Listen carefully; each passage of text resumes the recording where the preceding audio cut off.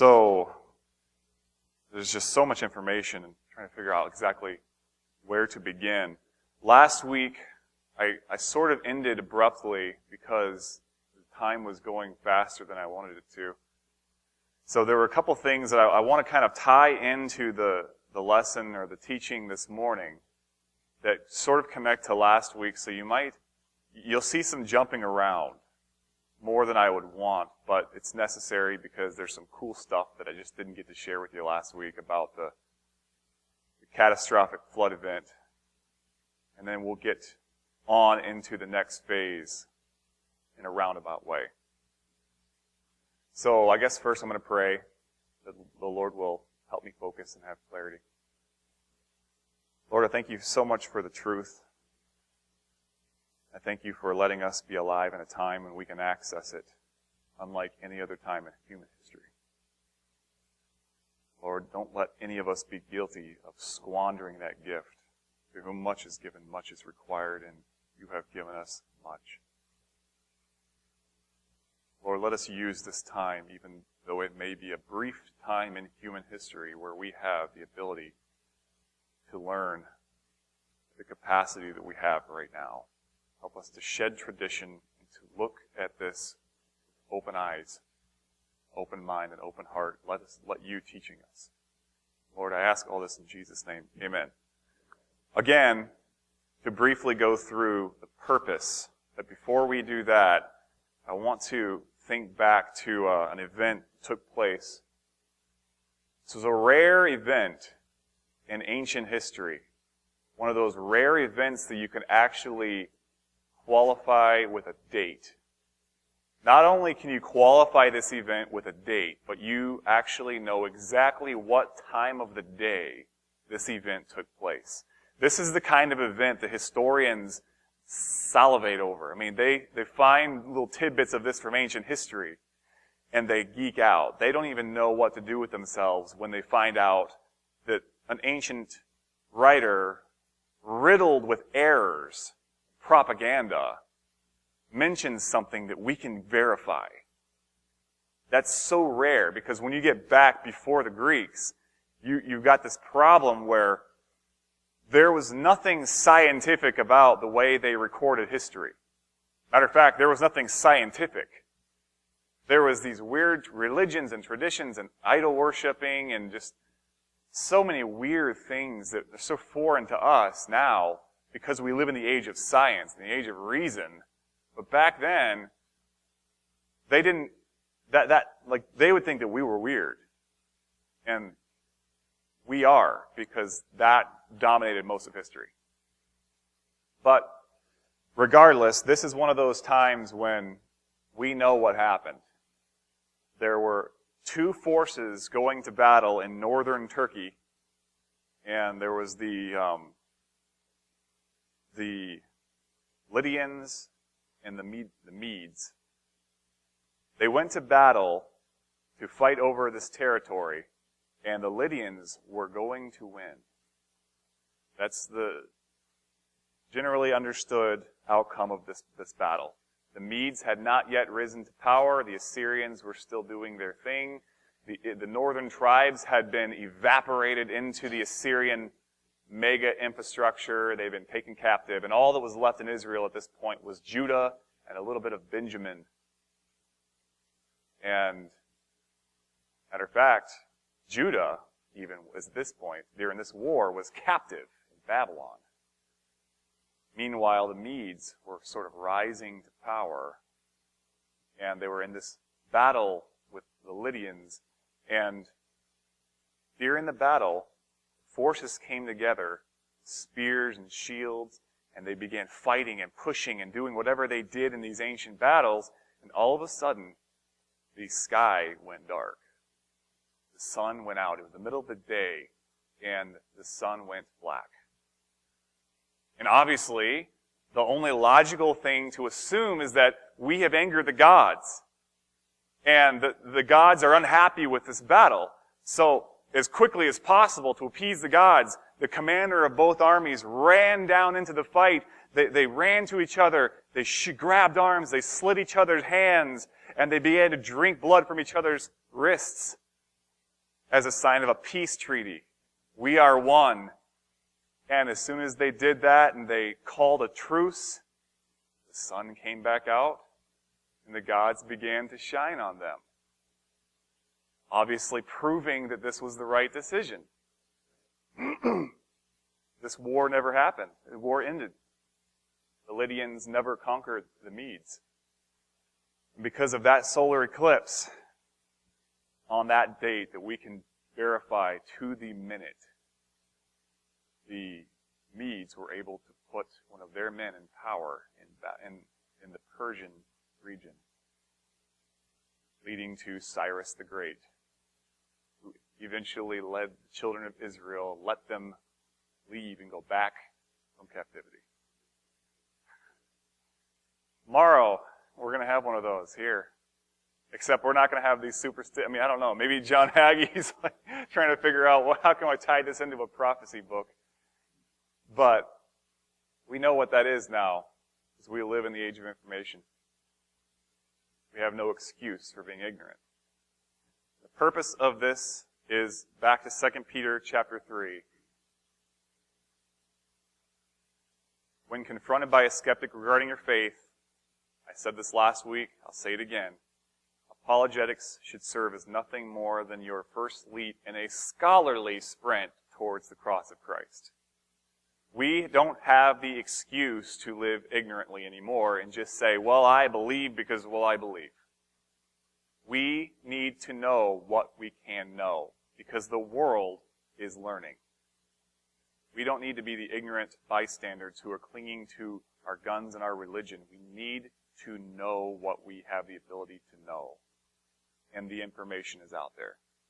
Proving the Bible true will not bring a sinner to repentance, but it can serve to damage or eliminate walls, allowing you freedom to preach Christ with minimized resistance. We need to know this stuff. Godly sorrow produces repentance unto salvation, not to be regretted. So why study apologetics? Clears the path for sinners to see the cross. It also serves to strengthen the faith of the saints. Now, I love this stuff because when I was 17, I first got introduced to apologetics through a guy named Kent Hovind. And I ate the stuff up like a concentration camp victim in a bakery. I mean, I love it. I just can't get enough of this stuff because it strengthens my faith. It makes me feel like I'm not crazy. I see it for myself. So we're going to jump back quickly into this hydroplate theory mess for just a couple more minutes because there's something I want to show you. I'm going to need a couple volunteers. Do we have any volunteers? I got a couple right over there. Lucy, not the monkey. And I forget your name. Jalen. All right, I need one more volunteer. Don't spill her coffee, but I'm going to need you to move. Dean, can you move the walker in the middle of the aisle just so we don't break it? That would be unfortunate. Just kind of move it back behind the volunteers. Now, I want to. This is going to be sort of a lesson in physics. We were just talking about that, and I want you to understand. Of course, the vacuum of space is a very interesting place to be in.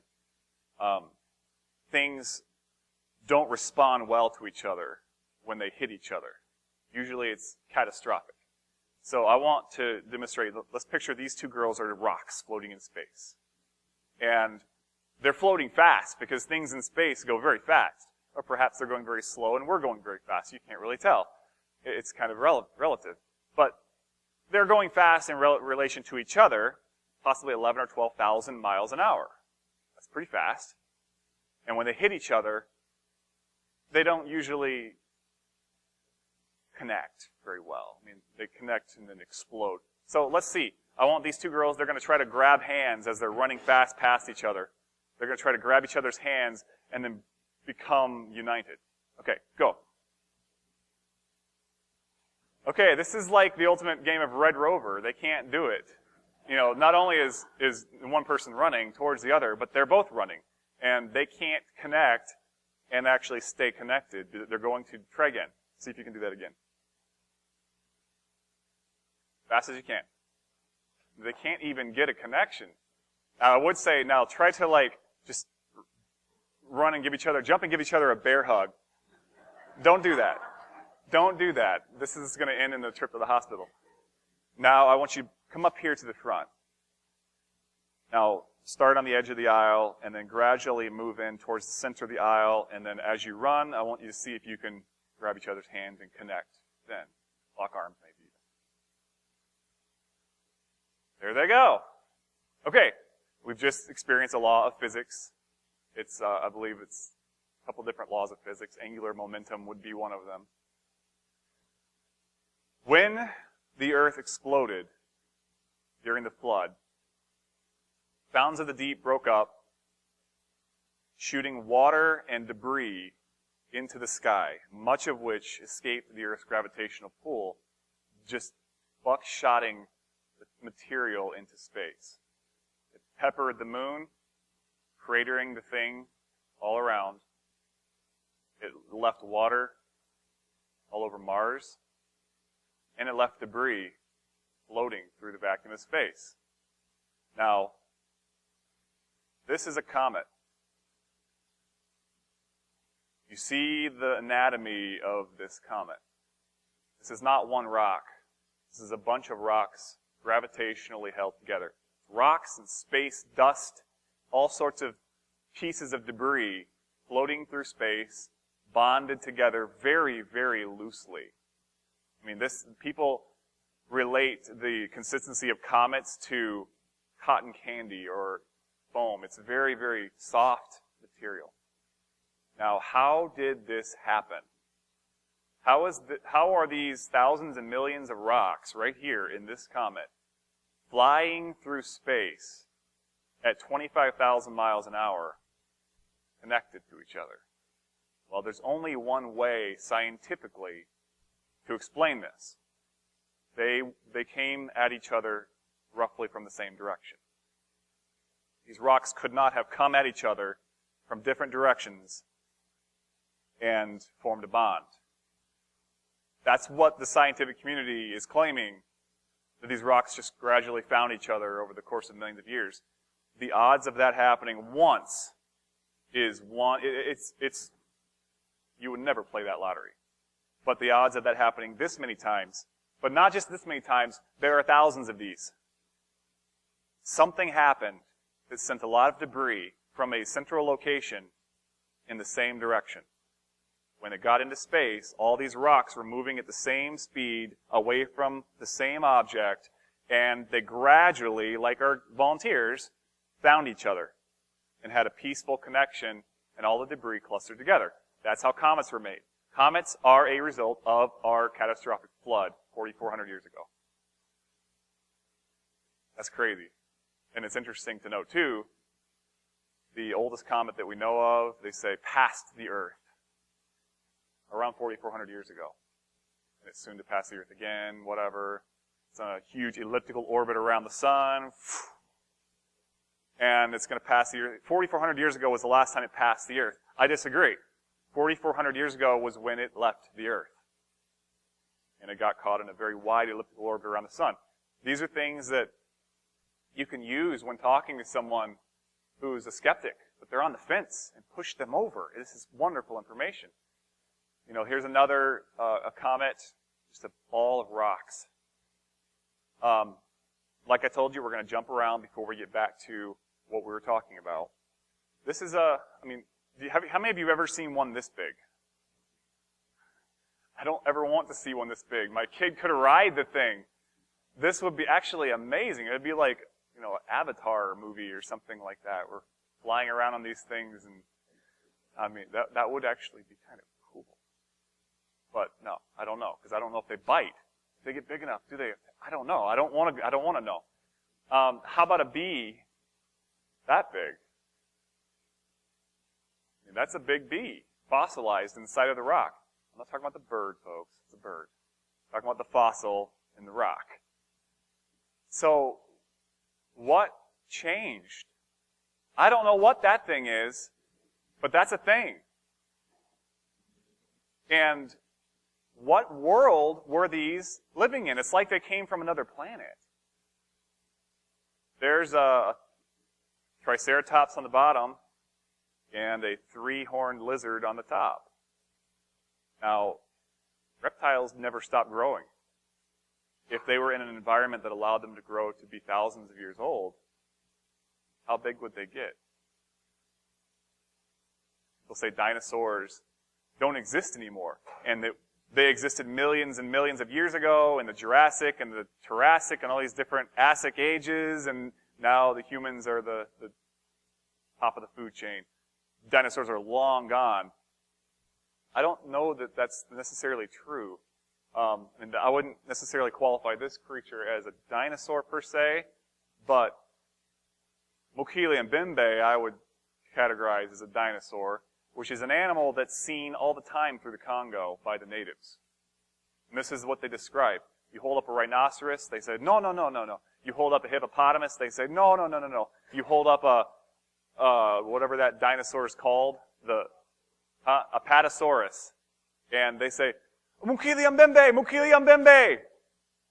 And Mokele mbembe means the one that stops the flow of rivers. Large, strong tail, long neck, and they kill them and eat them. I mean, this is verified information. Nobody's got a picture of one, kind of like, Loch Ness Monster. If they're very skittish animals, you're not going to. How about this guy that was lifted up in a fishing net off of New Zealand in 1977? Nobody knows what it was.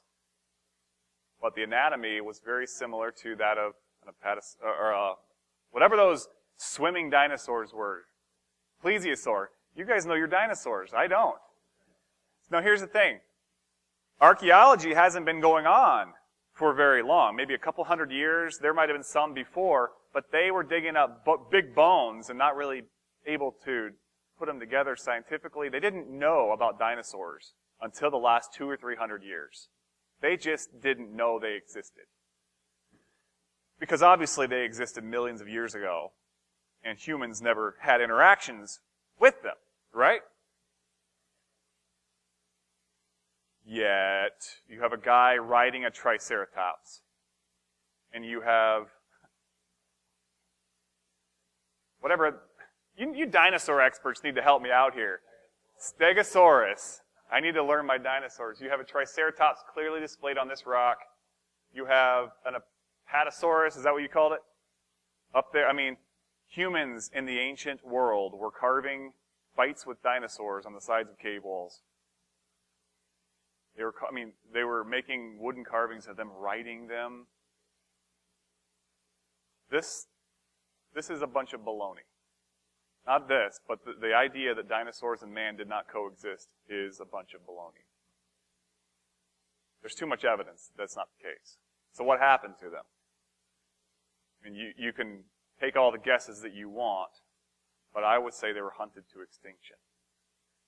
Because if you have an animal that is now carnivorous after the flood who is attacking you and your family, trying to eat you, well, you go out and hunt the thing. Perhaps. A lot of this is speculation, but perhaps they died out from climate change. Who knows? But we have here human footprint and dinosaur footprint in the same strata. As if the humans were, following the dinosaurs, hunting them, perhaps. And this is all factual information that the Smithsonian just sort of covers up. They just don't talk about it because scientists don't like to talk about things they don't understand. I don't really even know what to do with that. You have the Bible confirming that there were giants in the earth in those days before the flood, and I'm not going to get into the debate between Nephilims and the fallen angels and all that. I don't know. I'm still on the fence on that. But regardless, there were huge human beings on this planet at one point. And the evidence is overwhelming. How about questions that you get a lot from skeptics? What about marsupials? How are there so many marsupials on Australia in that island area, and they're nowhere else in the world besides maybe opossums in South America, but there's no more, that's where they are. They had to have evolved on Australia independently and cut off from the rest of the animal population, creating a different stream of evolution, right? Makes sense.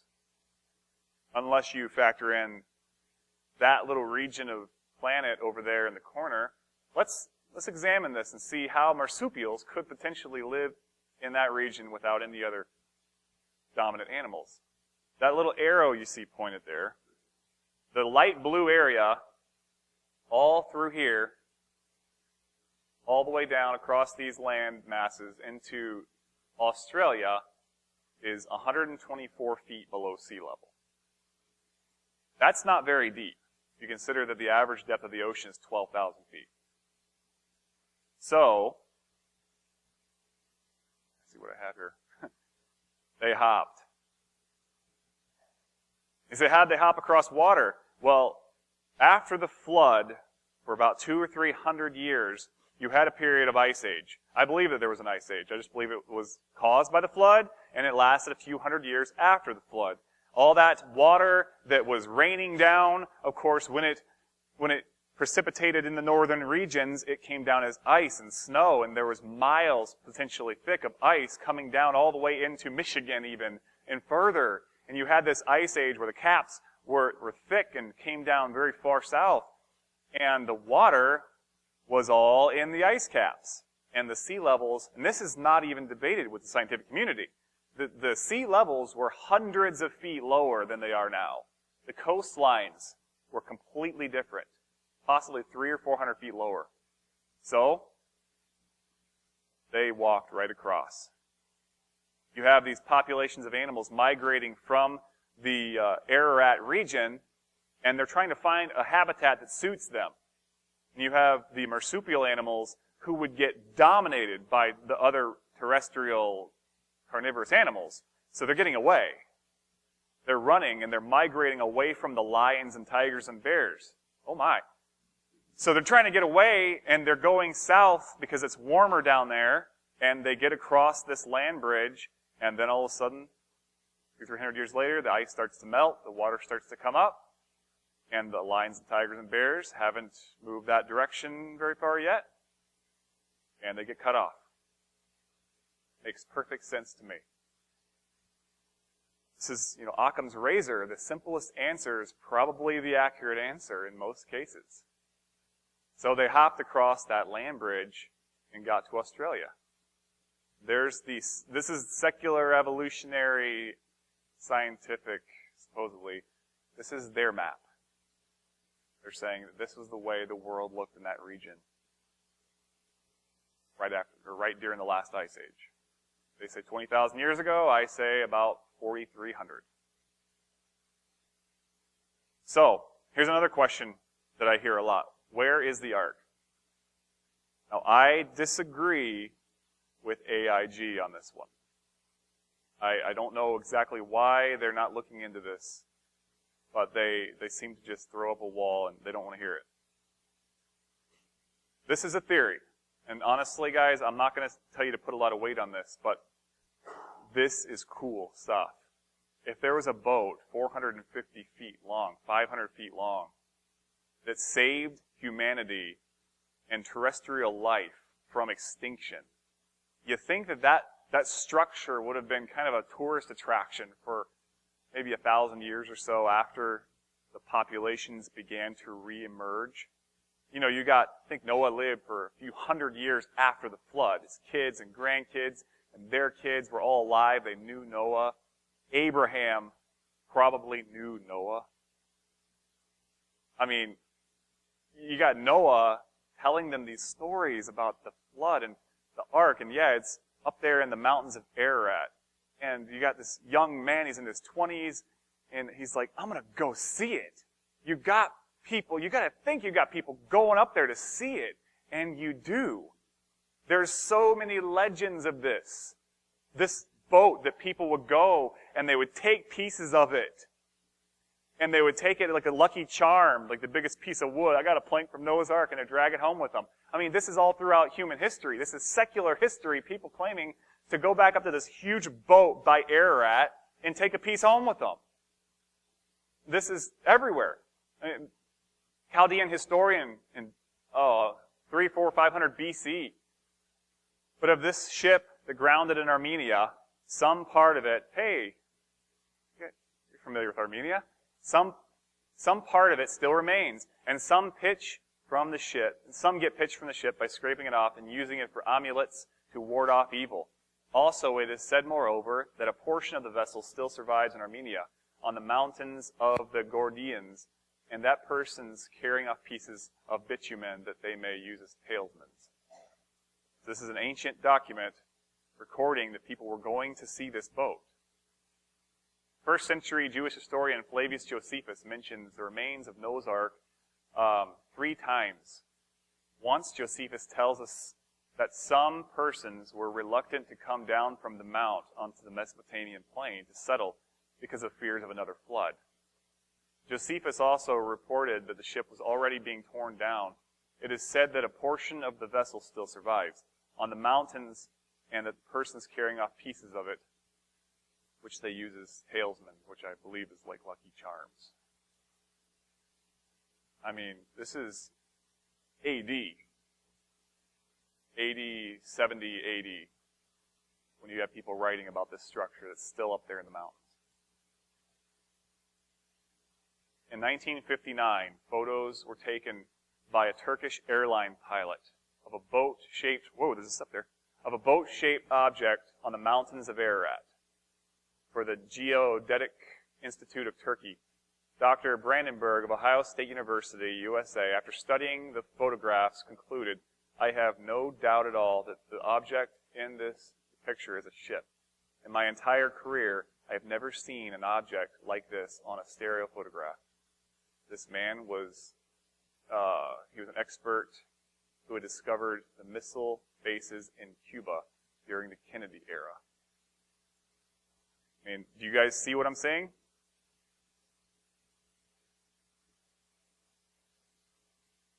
It's very much boat-shaped. So if we study this object further, we have a few options. If the object is 150 or 200 feet from front to back, we can write it off and say this is not the structure built by Noah. Because the structure built by Noah was 300 cubits. If they were using the Egyptian cubit, that would be 500 feet. Because that's a 20-inch cubit. You guys can do the math if you want. So if this thing was 200 or 300 feet long, it's not Noah's Ark. If it was 700 or 800 feet long or more, it's not Noah's Ark. So how long is this structure, is this object? I'm not going to read all this, but a team went there to explore it. They didn't know what they were looking at, and when you're on the ground, it's just a big pile of debris and material and dirt. It's really hard to quantify what it is. But later on, some teams went up there to do more research on it, probably within the last 15 or 20 years. And if you see the structure in this picture, you have the tip of the ship and the back of the ship. It's looking pretty promising, so let's get this measurement.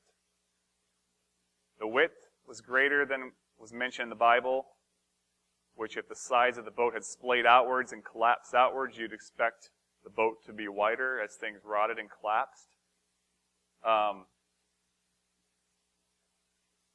Back here, you've got the measurements.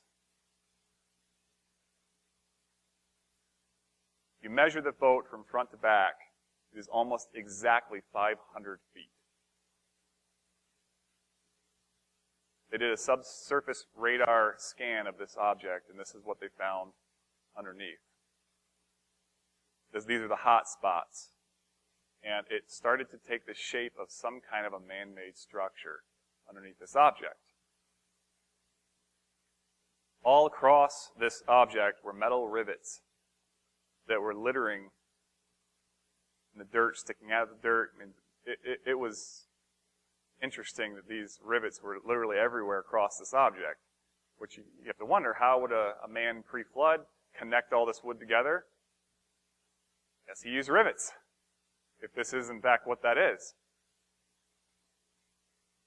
You've got decayed rib timbers and deck joists that have been possibly identified throughout the length of the boat. He was finding objects like this, pieces of, look like petrified wood, but this is something of a laminated board type of structure. Again, I'm just showing you this to give you some ideas, some things to think about. And I want feedback. If you guys go home and do research on this, I'd like to hear what you have to say, but this is looking pretty promising. All around the area, they're finding these huge drogue stones. And a drogue stone is something they would tie off the back of a ship, and they did this all through, even the Phoenicians would do this, and the Greeks would do this with their ships. And during storms, they would keep the ship facing towards the waves so that it wouldn't turn sideways and capsize. And they're finding these stones all throughout the region behind where the structure is. Honestly, I have some questions. I want to know why more research hasn't been done. Why hasn't the Turkish government allowed an archaeological dig? They have done some work here, but nothing extensive. In 87, a large number of dignitaries, military officers, and journalists gathered on the mountain overlooking the Ark. Governor, whatever his name is, delivered a dedication address and then turned a shovel full of dirt, breaking ground for the visitor center that was to be erected on the site. Right now, overlooking the site, the Turkish government has erected this visitor center and museum. The Turkish government has confirmed and verified that this probably is the structure built by the ancient Noah, whatever his name would have been pronounced. Some people know whom, I don't know. It's interesting that the region here in this valley has been known for thousands of years as Nohum Gamisi by the locals. And that's the local language that means Noah's big boat. Interesting. Government confirms this is Noah's Ark. Matter of fact, CNN did a piece on this. I wish I had the ability to go on Google Earth and actually take you guys around and show you some of this stuff. Maybe someday. Maybe someday we'll be technologically able to do that here, but right now we're going to have to stick with this.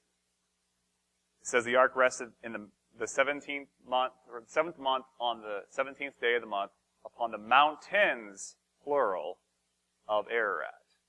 It never said that it rested on the mountain of Ararat. The mountains of Ararat could simply be the sister mountains surrounding the great central mountain Ararat. Ararat is a volcanic mountain. If we think back to the flood and the hydroplate theory, volcanic activity began during the flood. And that happened with tectonic interaction and the plates colliding, causing intense heat, almost radioactive level of, honestly, if you push two 60-mile thick granite plates against each other with an unstoppable force, what do you get? Heat. It literally melted the granite and the basalt underneath, causing these hot pockets that began to burst out like these big volcanic lava pimples like this one. When Noah got off that boat, he looked off in the distance about 13 miles away to the north and said, "Run." I mean, really, what would you think if, it's like he was sending out those birds to see if there was dry land enough to actually get off and, have room to spread out or whatever he was doing, but he was looking across the water that was still receding at the peak of this flaming mountain, shooting up out of the water 13 miles away. The ark had caught land and it was stuck on the side of this hill, gradually tilting him down more and more day by day until he finally rested on this downward slope. But looking off in the distance, he saw this thing that we now call Mount Ararat. Cool stuff. It can't be on Mount Ararat.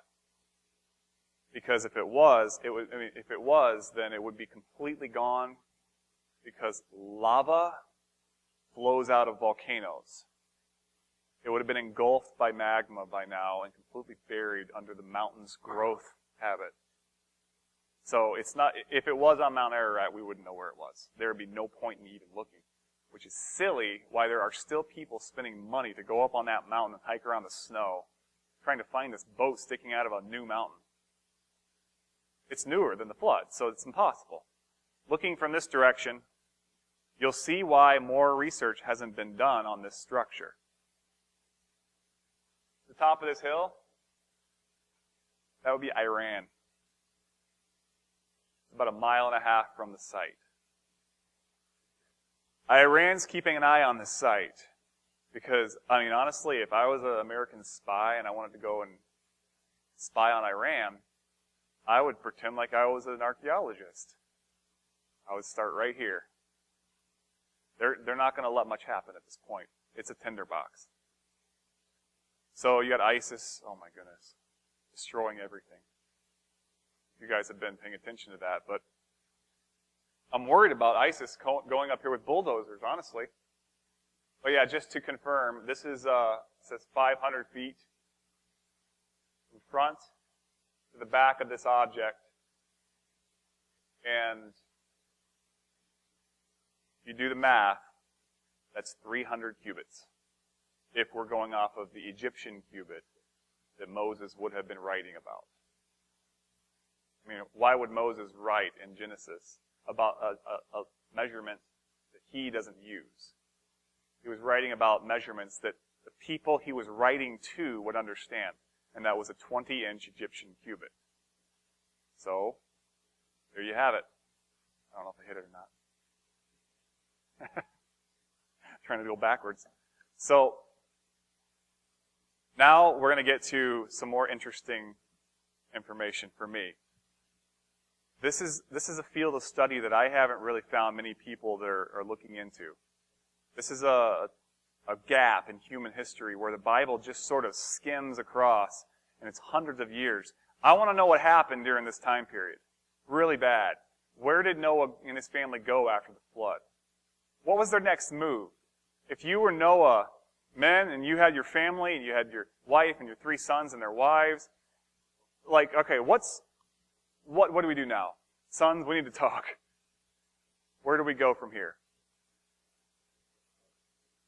We gotta find a place where we can begin growing food, possibly fish, because we can't really, eat any of these animals right now, because then there won't be any more to come. If we eat daddy, there's not going to be any kids. So there's a problem. We've got to grow grain, which I'm sure they had some kind of seed with them. That's probably what they're feeding the animals. They're eating themselves. They had to find a plain, somewhere to go. So let's go in the Bible. And I'm going to show you a problem. Go to Genesis chapter 11. And let's see what the Scripture says about this and how vague it is. And you can see how there's so many gaps where things could have happened that it just didn't mention. It just kind of hit the high points. Now, Genesis chapter 11, verse 1. I'll wait till I hear the pages are not turning. Genesis 11, 1. Now the whole earth had one language and one speech. And it came to pass, as they journeyed from the east, that they found a plain in the land of Shinar, and they dwelt there. They said one to another, "Come, let us make brick and bake them thoroughly." They had brick for stone and asphalt for mortar or slime or whatever it was. They said, "Come and let us build ourselves a city and a tower whose top is in the heavens, and let us make a name for ourselves, lest we be scattered abroad across the face of the earth." Obviously, this is the Tower of Babel they're building. The Lord came down, and He confused their languages and scattered them across the earth. Now, you go from the flood event, Noah and some weird stuff that happened in his tent after he drank too much wine, and Ham got in trouble, and I don't know what was going on there. Jasher suggests that he just walked into his tent and saw his father laying there buck naked, and then laughed and mocked him.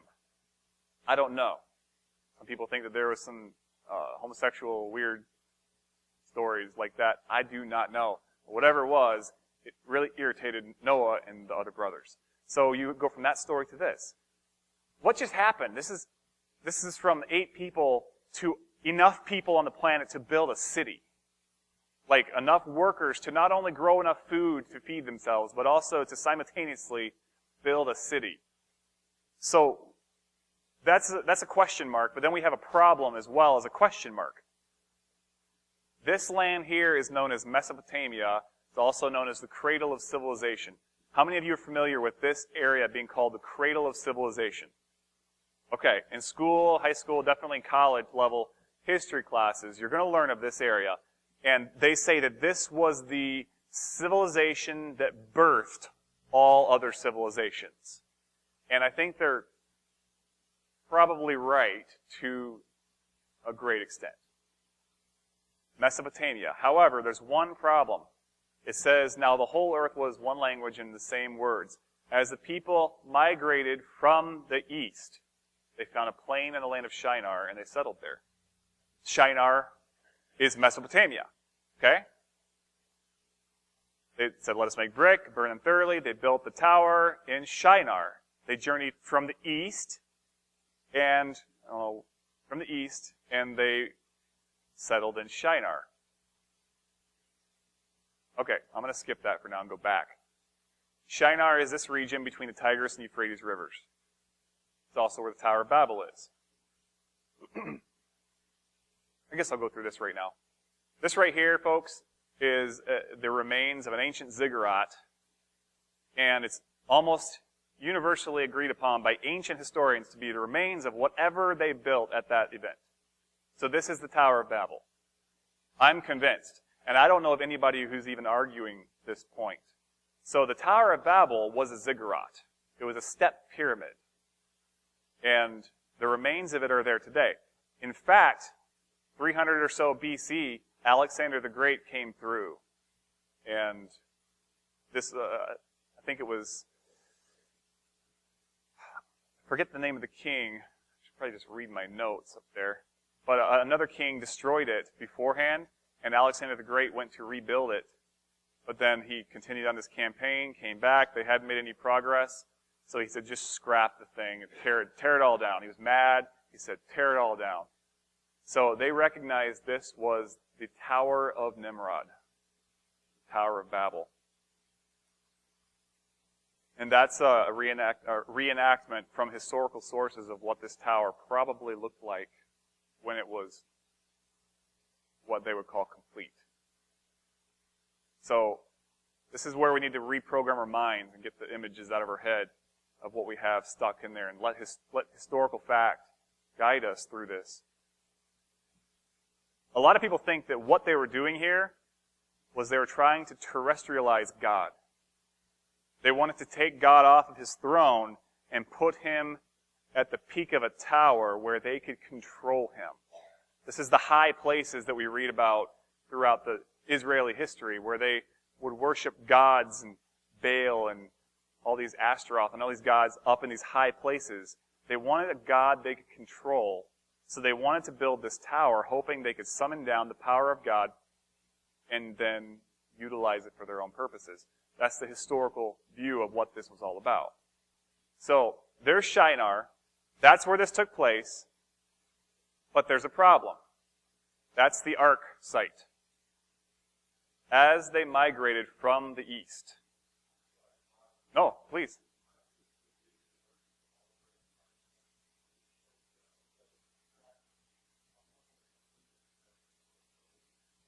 I mean, this is a lot of the versions that... Okay.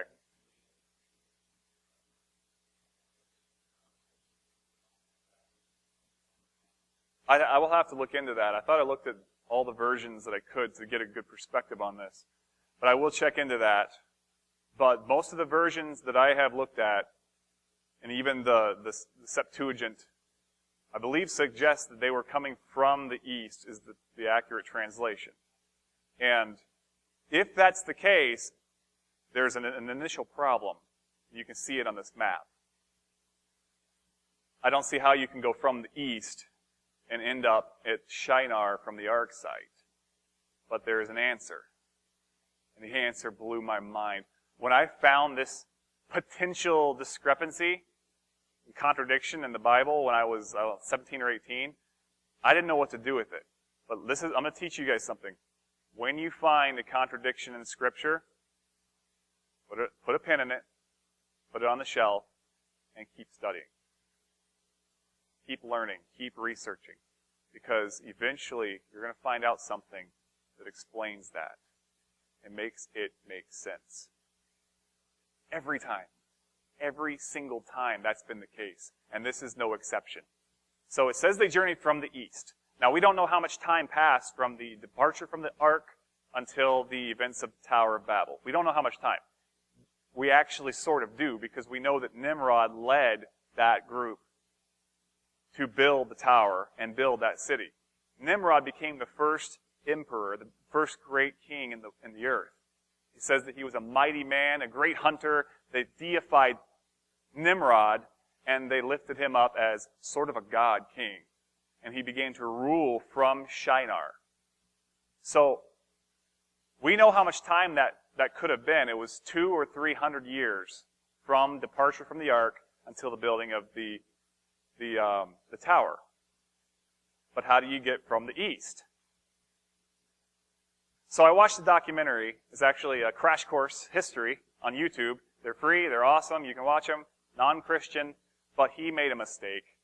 He told me about the Indus River Valley civilization. Now that's what from the east would look like, right? That's what it should look like. So how does that make sense? If I was Noah, I would say, all right, we need to get to low ground where there's a river and a valley and a plain. We can grow our crops so we can set up a civilization. We need to find a good spot to set up a long-term camp. So let's find where the water's flowing and follow it to a stream and follow it to a river and follow it to the ocean. Somewhere along the way, we're going to have to find a nice, fertile valley. If not, we'll be at the ocean. We can follow the coast and explore and find out where we need to be. So that's what he did. Now, I've done this. I've actually checked the topography. That is how much of a nerd I am. The Caspian Sea right here used to be much larger than it is. It actually went all the way to the steps of the Himalaya Mountains. This whole region here is all below sea level. The Caspian Sea currently is about 100 feet below sea level. It doesn't have an outlet. It just evaporates, sort of like the Dead Sea does. It's all really briny and salty water. It's not very good. But back then, it was higher because the flood had just happened, and it covered a much larger area. So if you follow the streams and the water flow from the ark site, which I've done, you will end up following the river into this body of water. There's nothing there. It's not that great of a place to set up camp for long term with a lot of people. So you would continue to migrate along the coast of this, what you might think is an ocean. You don't know anything. And you continue on until you get to the Himalaya Mountains. You have two choices now. Three, actually. Turn back. There's nothing back there. You know this. You've been traveling for years, potentially. Go up the mountains. You don't know what's up there. That's a death trap. Or continue along the base of the mountains and see if you can find another river. So that's what they did. And they ended up coming out into what's now known as the Indus River Valley. I don't know if you guys have been going through this or not yourselves, but no, this is not the Tigris and Euphrates. The Indus River Valley, archaeologists have recently discovered a civilization that slightly predates Mesopotamia. They found a civilization that's far superior to that of any Mesopotamian civilization. Whoever lived here, they knew what they were doing. There's thousands of cities. There's an elaborate organization, urban planning. I'm talking all of the cities were organized and designed by the same guy. And archaeologists are scratching their heads on this. They don't know what to make of it. Because it predates Mesopotamia. Nothing predates Mesopotamia, especially not something that's more advanced than Mesopotamia. That doesn't make any sense. But it's the fact, and they don't know what to do with it. And that's why you haven't heard about this. But you can Google it. This is on Wikipedia. This is completely declassified, if you want to put it that way. Baked brick homes. Cities are made of baked brick. King James says in the Tower of Babel scenario, go to, let us make brick and burn them thoroughly and make a tower and a city. So Mesopotamia was using a technology of brick and building where they baked brick. Maybe because the civilization they had just left was doing it that way. They migrated from the east. I'm getting ahead of myself. I want to talk more about Indus River Valley civilization. This civilization had a sewer system. Before sewer systems, the Romans would have loved to talk to the guy who built this city and these population centers. This was far beyond their time. I mean, this right here, you have the sewer of the city going through the street, which would have been covered by stones and pavers. And you have here an indoor well. Many of these homes had indoor water supplies inside their home. There was a central well, but many of the people actually, they had the time to dig their own well in their living room. I mean, you gotta be prosperous to have that kind of time on your hands. You gotta be old, you gotta have a lot of people. This is a civilization unlike anything that was going to exist for hundreds, possibly thousands of years. And we don't know anything about it. Large non-residential buildings like this indoor pool in the center of town. Community pool. These people were advanced. An undeciphered language. We have yet to find the Rosetta Stone for this language. Folks, what you could be looking at right here is the language spoken by Noah. This could be his speech, his alphabet. I don't know this, and honestly, I could find something tomorrow that'll debunk that, but so far, I have been guided into this little funnel where I can't see it any other way. Obviously, the swastika didn't always have a negative connotation. That was like an H at one point. I don't know. Maybe that was an S. But this is interesting stuff. Another thing that gives evidence that this possibly was that post-flood civilization is they find toys every shovel as they dig. Now, if you think about it, Shem, Ham, and Japheth and their wives, they were having a competition to see who could have the most kids. And I know the Bible gives us the names of their sons in, I think, Genesis 12 or 13, but I don't think that's all the sons that they had. I know this because it gives the names of Ham had a bunch of sons. One of them was named Cush, and then it tells you the sons of Cush were named 5 or 6 different guys, and it doesn't name Nimrod in that list of sons that Cush gave birth to. But then it says later, oh yeah, Nimrod too, by the way.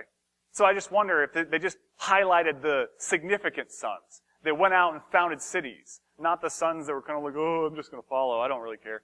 They're just kind of highlighting, these guys lived hundreds of years after the flood. These families could have had dozens of kids. This is possibly the era where Lot was doing his thing and had his family, and that book was possibly happening right here, kind of a contemporary of Abraham. That could have been Lot, and almost hard to deny that that is the case. And it makes sense, because Lot and his wife had to have been very old. They had to have been grown to old age, because if you think about it, they had 12 kids. They all died. And they had 12 more. Many of you women are going to volunteer for that gig. I said Lot, Job. Scratch the Lot. Go back, insert Job. Edit the CD. So Job, think about this. They lived to be old. She had 24 kids that we know of. I mean, this was a competition. there would have been kids everywhere. And those kids were treated like royalty potentially because they were the only hope. We have to repopulate this planet. They all knew the story about the flood. They all knew where they came from. Noah was still there. He was with them. He was alive. He was possibly their king.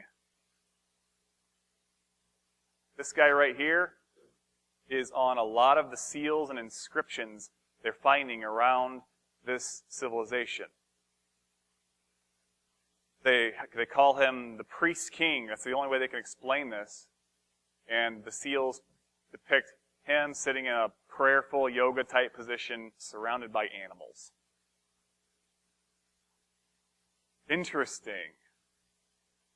And the archaeologists, not the Christians, the archaeologists are claiming that whoever this guy was the leader of this civilization for a long time. Could be Noah. Makes very good sense. There's no evidence of idol worship. There's no weapons or walls around any of the cities. Why would you need weapons? Who are you going to fight? You're the only people. Like the idea of forming an army would be irrelevant. So all that time and money would be focused on infrastructure and building a civilization that, by the way, this civilization just vanished out of nowhere. Nobody knows how it fell. It's kind of frustrating, but one thing I will tell you is if you start in the Indus River Valley and maybe build a little fleet of boats to put people in to go exploring down the coastlines, that explains a lot more. Because now you see how they could have gone from the east right into Mesopotamia. That's Mesopotamia. And they've already excavated a port city built by this civilization in the Indus Valley. They built boats. You say, how did they know how to build boats? I don't think I need to answer that question. They had a pretty good boat builder living with them. Matter of fact, 4 of them. They built boats. During this time period, land travel would have been treacherous.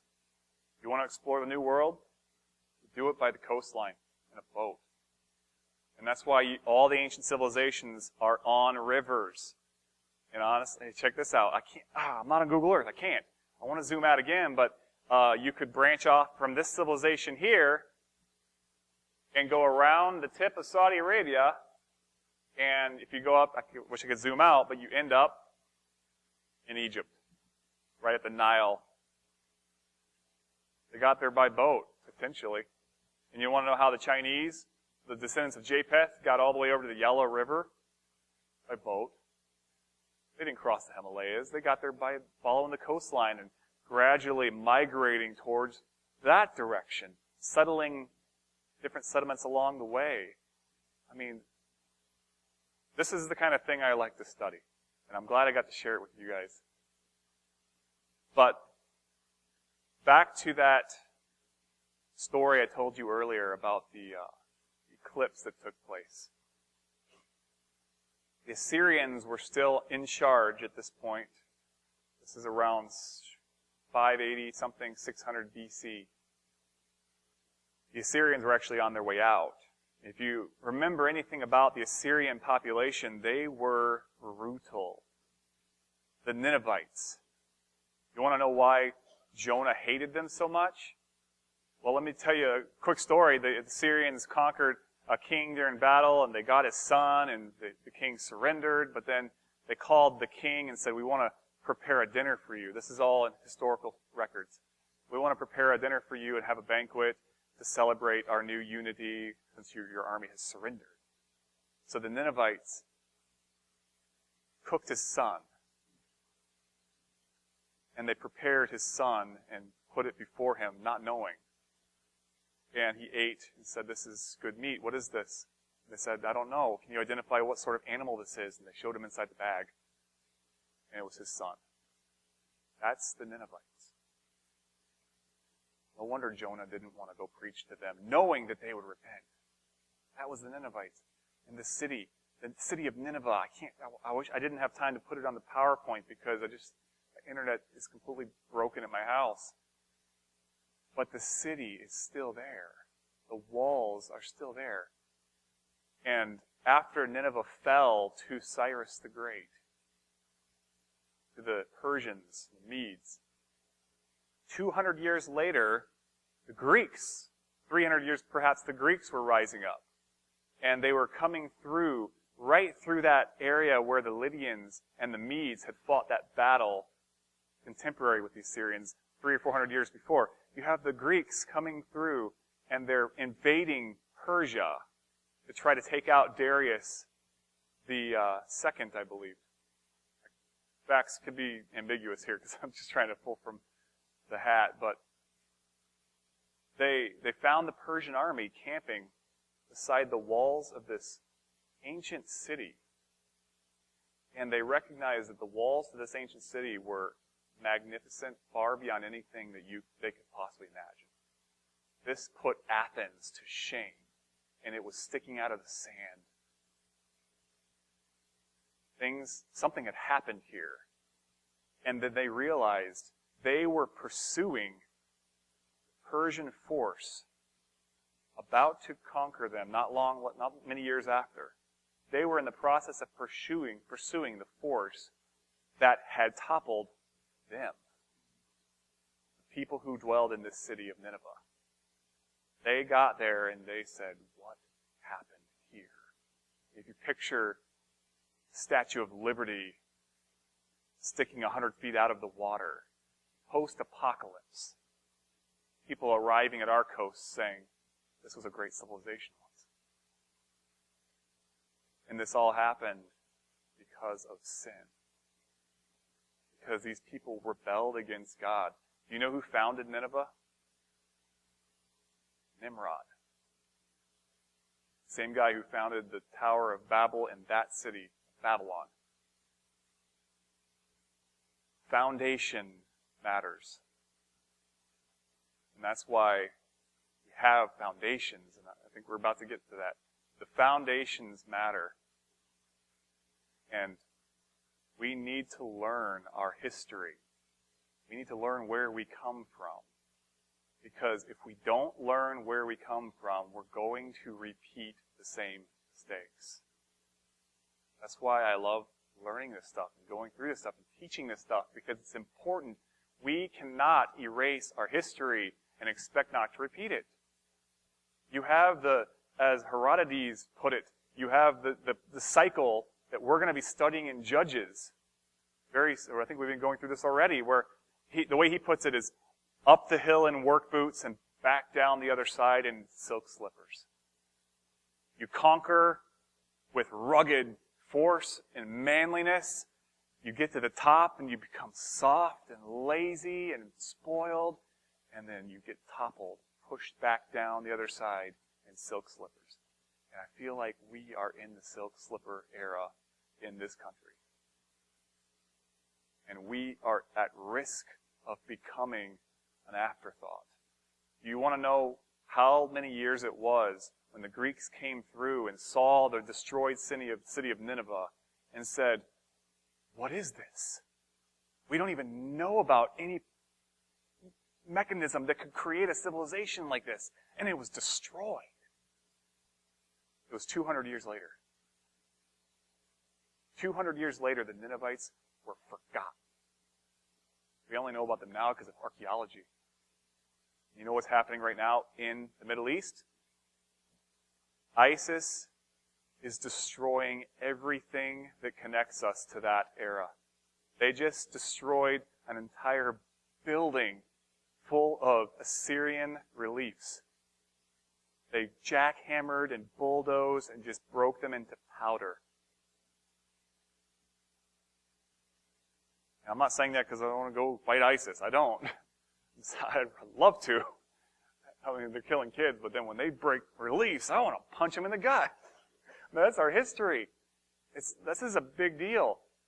But that's why the men in this church are going back to the foundations, because we want to get our footing on the rock. We want to dig down to bedrock and build off of that.